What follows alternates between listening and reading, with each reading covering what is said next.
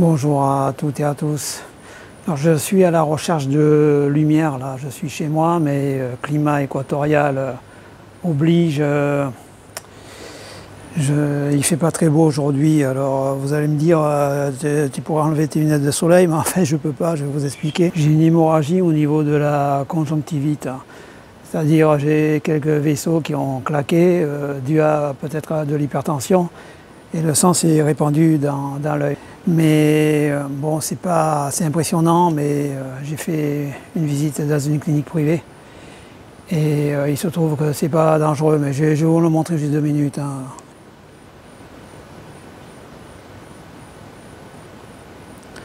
voyez, ça commence à se résorber en fait. Voilà. Et pour pas vous faire peur, je mets mes lunettes. Donc, je vais me mettre là. C'est pas pour frimer, c'est parce qu'il y a une belle lumière ici. Je cherche au niveau du soleil, voilà. Là, ça devrait aller. Vous aurez une vue, jolie vue. Donc, oui, le titre, mon PSA a évolué. Alors, j'ai fait calculer mon taux de PSA. Je suis allé le récupérer. Cette fois, ils l'ont calculé très vite. Ils l'ont mis dans la machine très rapidement à Abidjan, au centre de cancérologie. Donc, j'ai été impressionné. C'était prêt en quelques heures. Normalement, il faut 3 jours, mais en fait, j'ai mis 2 jours pour aller le récupérer. Pendant 3 jours, j'ai gardé l'enveloppe. Je ne voulais pas l'ouvrir, j'avais peur en fait. J'étais stressé, je me demande si c'est pas ce stress qui m'a créé cette espèce d'hypertension au niveau de l'œil. Bon, bref, résultat des courses, j'ai ouvert rapidement. Le PSA est passé de 0,43 à 0,32. Donc c'est une très bonne chose, c'est la première fois que le PSA descend. Donc vous voyez, je n'avais pas de quoi m'inquiéter. Alors finalement, j'arrive au bout de cette ultra trail de cancer, là, de saleté, puisque ça m'a été diagnostiqué, ça fera 5 ans au mois de mars. Mais pour être plus sûr, je ferai calculer un nouveau taux de PSA dans 4-5 mois. Et donc ça voudra dire si mon taux de PSA est bon, c'est que je suis guéri. Mais personnellement, je n'aime pas ce mot guéri. Je crois que, enfin vous connaissez ma façon de voir les choses, je vois le cancer comme une espèce d'alien et l'alien on s'en débarrasse jamais. Donc il faut un peu se méfier. Je ne veux pas sauter de joie à voir par exemple Fiona qui s'était débarrassée du cancer du sein et qui a eu un autre cancer après parce que notamment avec le traitement des rayons, cela peut déclencher d'autres cancers. Ça fait partie du jeu, on vous prévient. Les effets secondaires. Alors parlons des effets secondaires. Les effets secondaires, je n'en ai pas. Alors, enfin, j'en ai deux. J'en ai deux qui sont à vie. Alors, il y en a un, c'est de la rigolade. C'est les points de tatouage qu'on m'a fait au niveau des tibias. Ce sont deux petits points pour centrer la machine, en fait. Les gens qui ne font pas les rayons ne le savent pas, mais on vous tatoue au niveau des tibias pour qu'on puisse parfaitement centrer la machine, qu'il n'y ait pas de déviation au niveau des rayons. Et le deuxième effet, bon, vous le connaissez, je vous l'ai déjà dit, mes vésicules séminales ont été détruites, je n'ai plus du tout de sperme et je n'en aurai plus. Quoique, quelquefois, j'en ai un petit peu. C'est assez hallucinant. Bon, de toute façon, vu mon âge, je n'aurai plus d'enfants, donc voilà. Alors, on va parler de quoi aujourd'hui? 2 petites choses, ça va être relativement rapide. On va parler du karma, du déterminisme et du hasard. Des escrocs aussi, toujours les mêmes, un petit peu quand même. Donc j'ai appris dernièrement qu'une personne là, qui avait écrit un livre qui se soignait à base de jus de fruits et d'entrecôte grillée est décédée. Donc bon, qui repose en paix, je veux dire, on va pas... C'est quand même malheureux, mais ce qui est malheureux, c'est que ce gars-là a écouté n'importe qui, voilà. C'est surtout ça qui est malheureux. Et notamment le vendeur d'extracteur de jus, là, qui d'ailleurs n'a pas eu un simple mot pour lui, d'ailleurs. Parce que le gars en question qui est décédé était allé faire des vidéos avec ce gars, lui a fait une pub maximale. Maintenant qu'il est décédé, l'autre il aurait pu lui renvoyer ascenseur en disant un petit mot pour lui. Je dis ça, je dis rien. Mais bon, voilà, c'est comme ça, à vous de juger, à vous de juger. Moi je m'en moque à la limite. Comme je vous l'ai dit plusieurs fois, je ne vends rien, je ne vends pas d'extracteur de jus à la con, je ne vends pas des bouquins à la con, j'en ai rien à faire. Il y a un gars gentiment, un de mes abonnés, là, je salue d'ailleurs, je crois il me semble qu'il est au Maroc, je crois, ou en Algérie, qui m'avait dit Philippe, tu devrais écrire un bouquin. Non, je ne vais pas écrire un livre, moi j'ai pas envie de me faire d'argent avec ça, j'en ai pas besoin. Gardez votre argent, achetez des livres qui vous font rire, qui vous font du bien, et pas des livres où vous apprendrez rien du tout. Je ne suis pas médecin, moi. Moi, je fais un témoignage, j'ai été soigné par la médecine, je suis guéri, point barre, ça s'arrête là. Hein. Je ne vends rien du tout, que ce soit clair. Hein. Je ne fais pas de quête. Hein. S'il y en a qui, à travers les réseaux sociaux, essaient de vous se tirer du fric pour se faire soigner aussi, alors que tout est gratuit normalement. Hein. Puis chacun ses problèmes, hein, je veux dire. Vous avez vos problèmes, moi j'ai les miens. Hein. Moi, je fais un témoignage, c'est tout. Ensuite, on va un petit peu parler du karma. Alors, je vais vous raconter une histoire. Je ne sais pas trop où me mettre en fait, parce que j'ai pas de lumière. Hein. Vous savez, ici, des fois, il se met à pleuvoir des cordes. Ben, c'est Équateur, c'est comme dans la forêt vierge. Hein. Voilà, je vais vous raconter une histoire vécue. Vous savez que j'ai découvert mon cancer totalement par hasard, suite à des visites médicales pour mon expatriation à Abidjan, ville où je suis actuellement en Côte d'Ivoire, pour le travail. Et donc, l'infirmière, par hasard, je ne pense pas qu'elle avait à le faire, avait calculé mon PSA. Voilà. Et donc, je répète pour les nouveaux abonnés, je suis désolé pour les autres, je n'ai pas Alzheimer.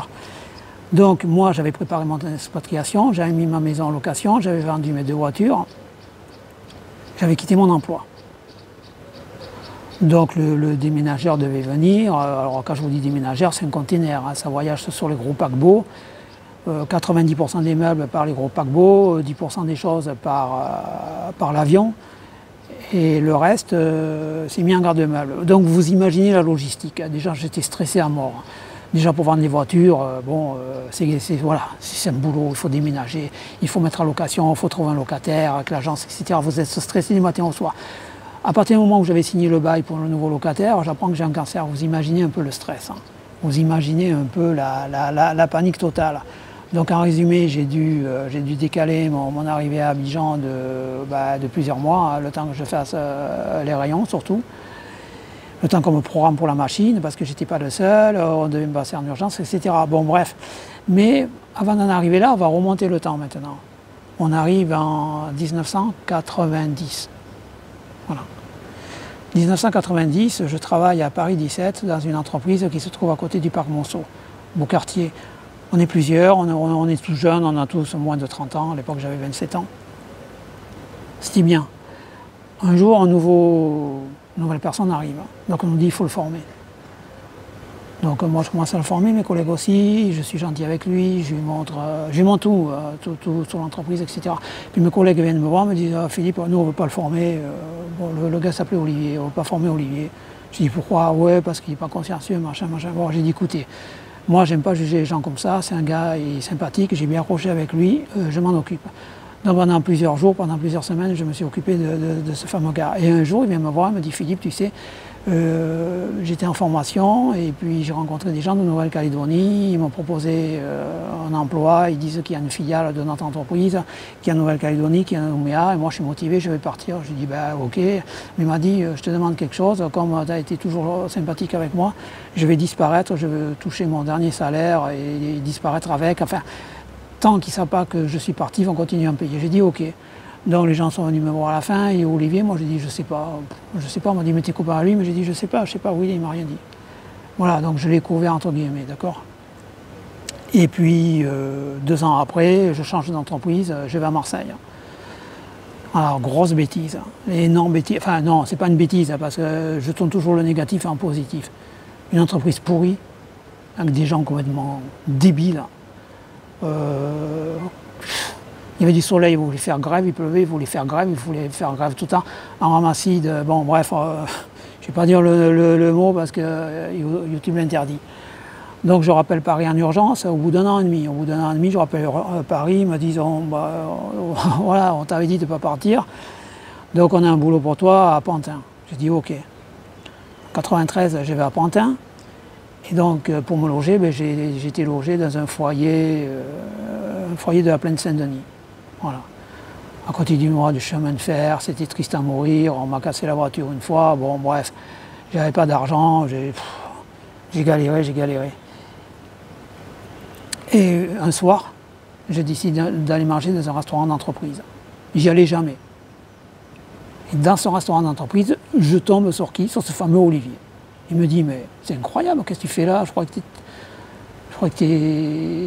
tu mangeais pas là le soir. Il ne savait pas que j'étais parti à Marseille. Et je lui dis, toi, tu étais en Nouvelle-Calédonie? Il me dit, ben, figure-toi, je suis revenu, on m'a renvoyé à Paris, je travaille maintenant à Paris, dans la filiale, tout ça. Je lui dis, écoute, moi je ne crois pas au hasard, personnellement, donc tu as sûrement quelque chose à me dire, ou moi j'ai quelque chose à te dire. Et il me dit, bah, on va parler. Je lui raconte ma vie, tout ça. Il me dit, écoute Philippe, moi à l'époque c'était le Minitel, hein, pour vous dire. Il me dit, on a un site sur un Minitel, il faut un mot de passe, c'est pour postuler. Je te donne le mot de passe et voilà, tu seras prioritaire. Donc voilà, de fil en aiguille, j'ai réussi à changer encore une fois. Et c'est grâce à cette entreprise, grâce à tout ça, grâce à ce gars, que j'ai été envoyé en expatriation. Moralité, si je n'avais pas été sympathique avec ce gars, je n'aurais jamais atterri de cette entreprise qui m'a envoyé en expatriation. Vous voyez un peu le suivi. C'est l'effet, comment on appelle ça, l'effet papillon. Un petit battement d'aile peut déclencher une tempête à l'autre bout de la planète. Donc moi je crois à tous ces trucs, au karma. Depuis, j'ai fait plus de 90 vidéos. Vous m'avez vu dans toutes les situations. Toutes. Déprimé, pleurer. Je vous ai montré les injections, les nantones. J'ai pas pu filmer, je voulais pas filmer la radiothérapie parce que ça déconcentre les gens. Mais je vous ai mis en photo une machine de radiothérapie, celle qu'on a utilisée pour moi. Dans une de mes vidéos, je vous ai toujours filmé des beaux paysages. J'ai essayé de vous attirer dans des côtés positifs parce que je sais qu'en France, il y a une mauvaise aura. Les gens sont jaloux, les gens sont aigris, les gens sont méchants, gna gna gna gna gna. Et à force, vous tombez, vous allez finir dans un pays où il n'y aura plus que des gens moyens. Les gens ne peuvent plus rêver. Voilà, on a l'impression que l'Europe, c'est une vieille dame, une vieille mamie, qui a plus d'espoir, qu'il faut se barrer ailleurs. Donc moi, j'essaie de vous redonner de l'espoir. Donc vous me voyez en forme. Alors bon, ben, cette chaîne finira par s'arrêter automatiquement. Quand je serai en guérison, je ne vais pas vous parler de mon cancer toute ma vie. Donc comment ça va se terminer? Ben, je ferai une série de 7-8 vidéos, j'ai réfléchi à ça. Alors je vais vous montrer qu'après un cancer, et même âgé, on peut être en forme parce que je suis plus proche des 70 ans que des 50 ans. Donc je ferai une vidéo sur mon entraînement en musculation, je soulèverai lourd. Un entraînement également musculation au poids du corps. Un entraînement boxe thaï, un entraînement Wing Chun, un art martial chinois à travers les 3 Tao. Je vous montrerai tous les mouvements de self-défense qui sont inclus dans cet art martial. Je ferai une vidéo sur chaque arme blanche que je manie, c'est-à-dire le bâton, le double bâton philippin, l'art martial, le Kali, les doubles couteaux papillons, le Bar Sham Tao, couteau en 8, couteau chinois, le Nunchaku qui est une arme japonaise, et puis les machettes qui peuvent être considérées, enfin qui sont des outils d'ici, de Côte d'Ivoire, et que moi j'ai intégré dans l'art du combat, on va dire, voilà. Et puis voilà, je crois qu'on aura fait le tour, hein. Donc moi j'ai rien de plus que vous, hein. Je vous l'ai dit, hein. Je vous ai donné tous les trucs et astuces. J'essaie, je dis bien j'essaie de rester positif. C'est pas évident, hein. C'est pas évident. Je refuse de tomber dans le côté obscur, de me plaindre. Regardez toutes mes vidéos, ça fait beaucoup, hein. Mais pour les nouveaux qui arrivent, regardez-les, vous verrez par où je suis passé. Et puis copier-coller, quoi. Copier-coller. Puis arrêter pour chercher du soleil.